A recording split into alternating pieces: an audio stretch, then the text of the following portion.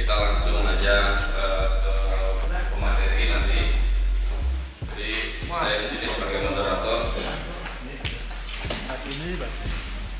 Tolong nanti sambil ini disimak karena pemateri.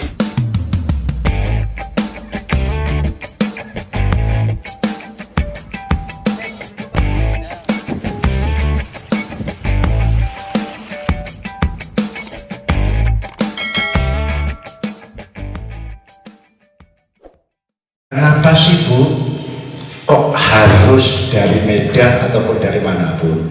Sedangkan yang ada di Lampung Timur ini udah nggak diragukan lagi Bu tentang sumber benih salah satu kakao, karena di situ ada binaan dari Papandayan.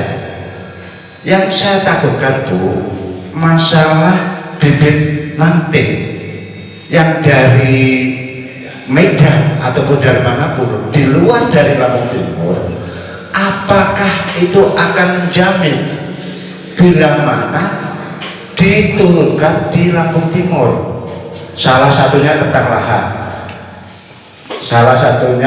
lahan, yang kedua sumber benihnya, dan kami petani kakao ataupun pala, tolong Bu, dari pihak dinas provinsi ataupun dari kabupaten, tolong didampingi. Itu salah satunya itu, apakah sumber benih yang berlabel itu akan menjamin? Ini ada beberapa Bu, ini salah satunya di pertanian aja Bu, di pertanian tentang jagung.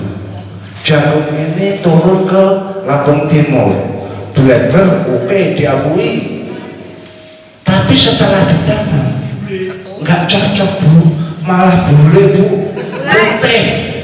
Iya, itu bisa ditanyakan dari petani-petani di sini. Takutnya itu Bu, saya mohon bagaimana caranya supaya petani yang ada di Lampung Timur ini nggak kecewa lagi Bu. Jadi bantuan itu benar-benar mutlak sesuai yang diharapkan oleh pemerintah. Yang ketiga Bu, tentang masalah pesona. Oh ya Bu, oke. Dilihatin. Nah, karena di Lampung Timur ini Bu, khususnya di perkebunan, kenapa sih Bu dari provinsi ataupun dari kabupaten kok nggak seperti perusahaan Papandayan yang selalu membimbing petani-petani kakao? Kami minta Bu, maksudnya kayak di tahun 2004 ada sekolah SLPHT, jadi petani tadinya nggak ngerti tentang hama ataupun musuh alami dan jadi ngerti Bu. Nah, kami mohon kepada dari pihak kabupaten, Lampung Timur ataupun provinsi, tolong, karena kalau di Marga 3 PPR-nya cuma Bu Lensi membawa beberapa desa, dia pun jauh, akhirnya kadang-kadang ya kalau penting baru turun Bu. Nah, saya mohon untuk tambahan salah satu di perkebunan. Terima kasih, itu aja Bu. Terima kasih Bapak. Kemudian kapan kira-kira kawan-kawan yang sebagian belum dapat bantuan bibit? Karena kelompok saya ini sudah membongkar lahannya, 75% belum dapat bibit, saat ini masih ditanamin jagung. Jadi artinya dari kelompok kami masih banyak butuhkan bibit kakao. Jadi artinya termasuk kita salah satu yang belum dapat anggaran bantuan bibit. Mau saya, benihnya itu berasal dari Lampung, ya.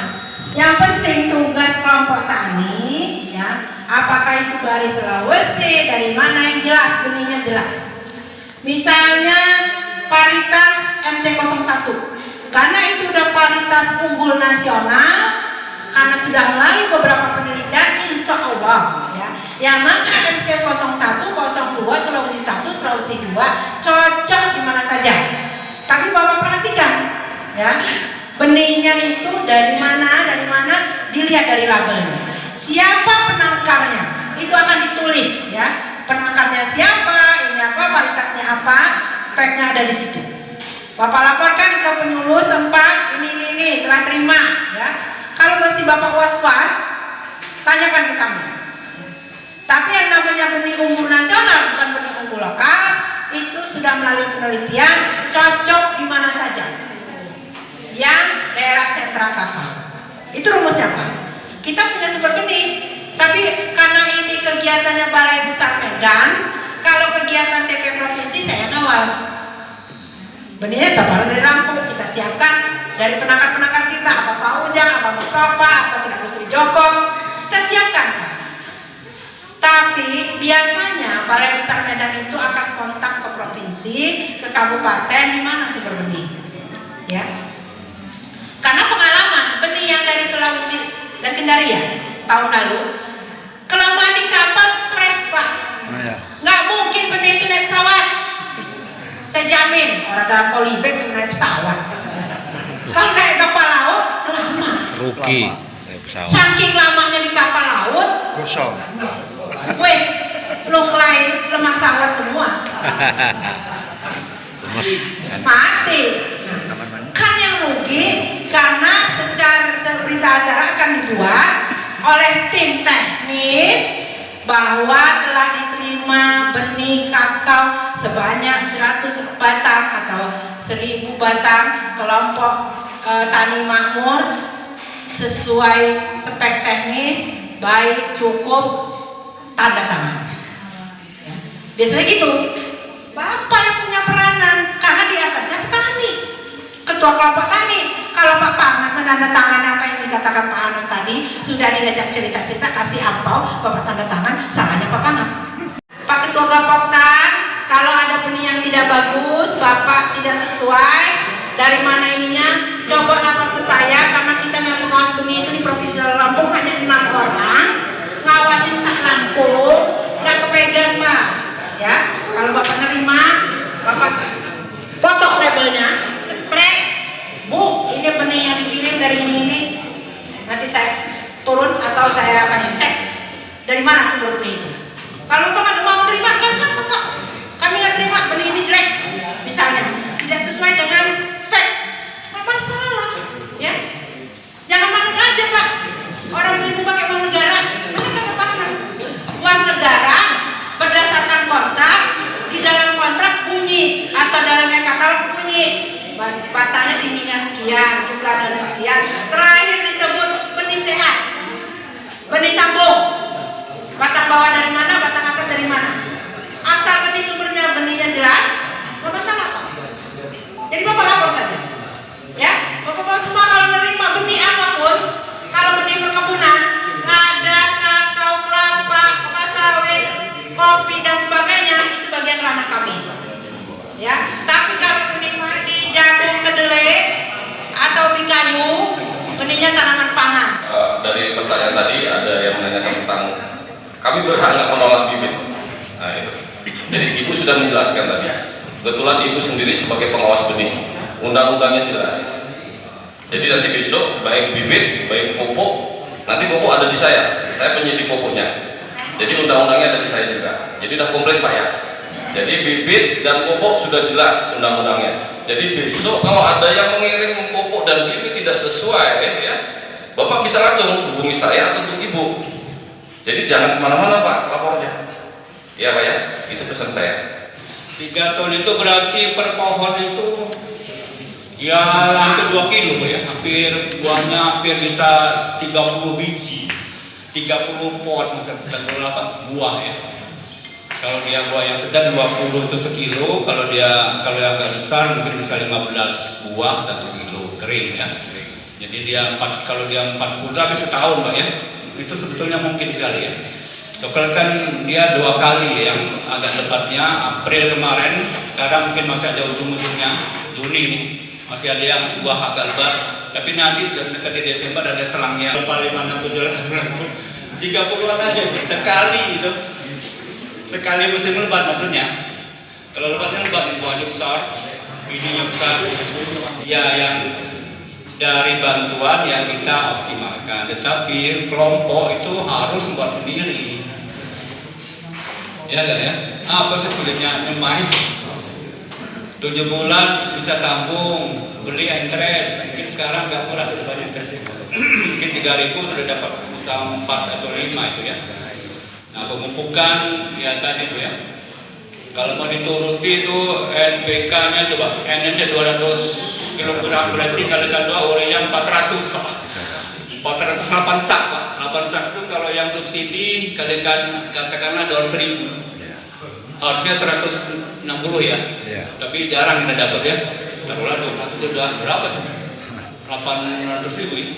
Baru urea itu. Ada organik juga ada. Terus Mas, ya biasa lah, nggak usah diajar itu ya. 2 kali setahun. Terus pemangkasan. Dia itu kita pangkas saja, kita mau nyambung, kita kan mangkas ya. Kita tergoda, kenapa? Buatnya lebar. Baru dipangkas saja sebelah itu sudah lebar dia, kita langsung nyambung. Oh sayang ini, nggak dipangkas-pangkas sayangnya. Ini contoh ini kan sudah nyambung di bawah itu. Iya, samping. Tapi dia melihat asapnya lebar, nunggu dulu. Akhirnya sambungannya ya kuntet ya, agak lambat ya karena di atasnya ya banyak. Maksud saya, kita ini kadang-kadang tinggi ya. Nanam coklat itu kayak nanam rambutan di atas. Ya gitu kan. Maksudnya sayang tadi yang buah, ini buah. Makin banyak cabang makin lebat katanya. Iya pohon itu tapi sampingnya ketutupan. Itu kasusnya seperti dulu tahun 80-an atau di bawahnya orang nanam apa kopi itu tinggi-tinggi juga gitu. Ada juga yang sekarang yang anjuran juga tinggi-tinggi. Tapi itu cara lama yang barang. Sekarang orang rendah-rendah disambung. Sama juga ini disambung. Pala juga itu. Hampir 1 ton itu rasanya kok berat. Walaupun bisa. Seperti Pak Komari yang di Tanggamus itu tadinya kopi sekarang Pak ini dia kakao dia ya. Dia stok duluan Pak. Jadi ada harga RDK ya, usulkan kan, dapat itu terus dia. Kalau dia malah yang bagus NPK Mutiara. Ya. Maksud saya stok, ada duit beli taruh. Nah kalau enggak kita ya modal kambing, iya kan? Ya bisa ngurangi maksud saya gitu, nggak bisa nggak dipupuk. Karena kalau kita panen hampir 1 ton atau 8 kuintal bisa ya maunya begitu terus nggak mungkin, pasti dia turun kalau tidak disupport dengan pupuk ya. Ini yang replantingnya baru tahun kedua tadi kata Bapak Kelompok ya, sudah buah dia ya, sudah hampir berapa itu, hampir sekilo juga buahnya ya, baru umur 2 tahun masuk 3 tahun ya, harus difermentasi. Ini kadang-kadang baru jemur 2 jam 3 jam sudah laku ya. Ya kedepannya memang harus begitu sih. Kalau bisa buat sendiri kata Bu Elia tadi, buat sendiri sampai jadi bubuk, jadi roti, jadi ya makanan maksudnya ya. Terus ada dugaan Pak di penyakit itu loh Pak, apa namanya CVPD yang ada di jeruk, yang dia itu kadang buahnya pecah, terus daunnya kuning-kuning itu. Iya. Itu ada dugaan itu bukan disebabkan oleh penyakit Pak, ada dugaan itu disebabkan oleh keracunan herbisida. Ada dugaan. Jadi sedikit banyak memang herbisida ini sangat berpengaruh ke tanaman. Kalau umpamanya tanaman stres, kemudian dia ketahanannya menurun, kemungkinan dia akan rentan terhadap serangan si penyakit ini, hama dan si penyebab penyakit. Ibaratnya kalau umpamanya kita lemes gitu, bahkan kita mudah kena flu kan. Nah ini sama. Kemudian yang kedua tadi Bu Eni juga menekankan ke pupuk organik. Nah pupuk organik ini memang agak ribet, kemudian dia tidak bisa hasilnya itu tidak bisa langsung kelihatan ya Pak ya, beda dengan pupuk kimia. Nah memang si pupuk organik ini akan lama terurai dan dia akan lama untuk bisa diserap tanaman. Ini itu ibaratnya sebagai tabungan Pak.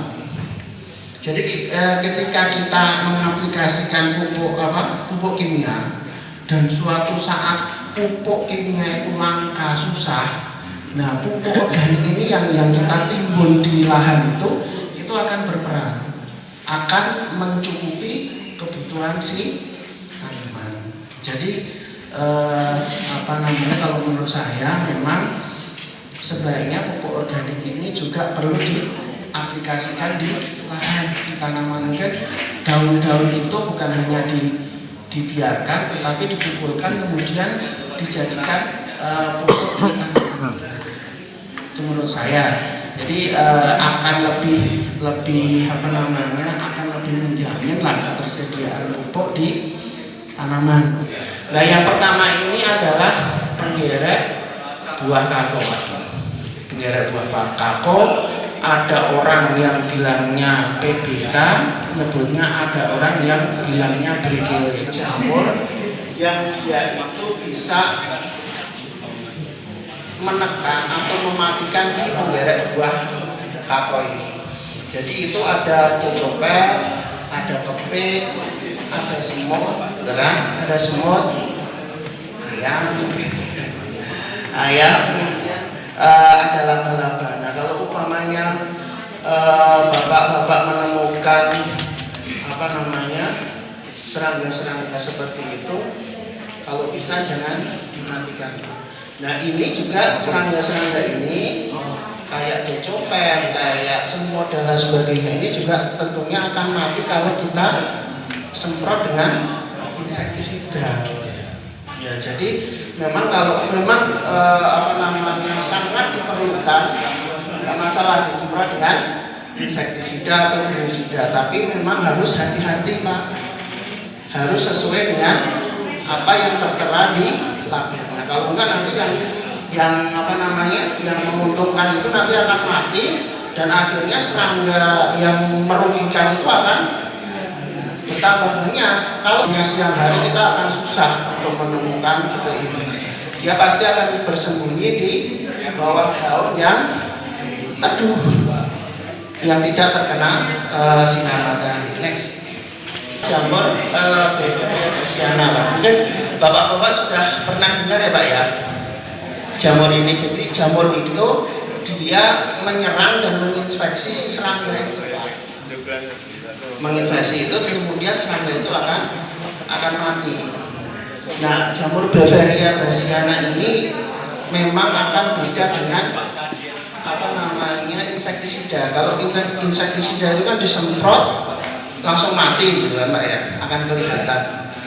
Nah, kalau yang Beveria ini, dia itu harus berkembang dulu di lahan. Dia ini jamur yang dia itu bisa hidup di permukaan daun, di tanah, kemudian di permukaan batang. Nah, kalau umpamanya dia sudah berkembang di situ, nanti kalau ada si Helopeltis itu yang nempel ke situ, dia akan terinfeksi, akan sakit lah.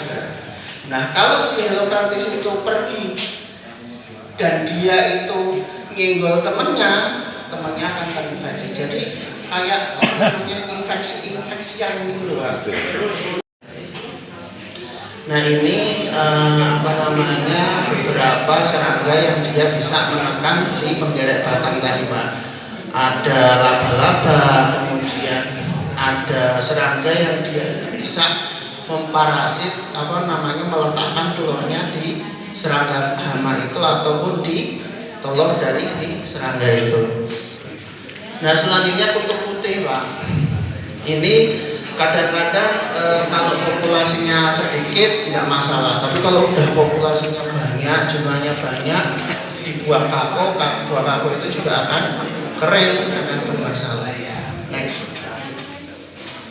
Nah, untuk penyakitnya yang ini jelas ya Pak ya, penyakit busuk buah kakao. Nah, ini yang disampaikan Pak Rusdi tadi kan terlihat ya dari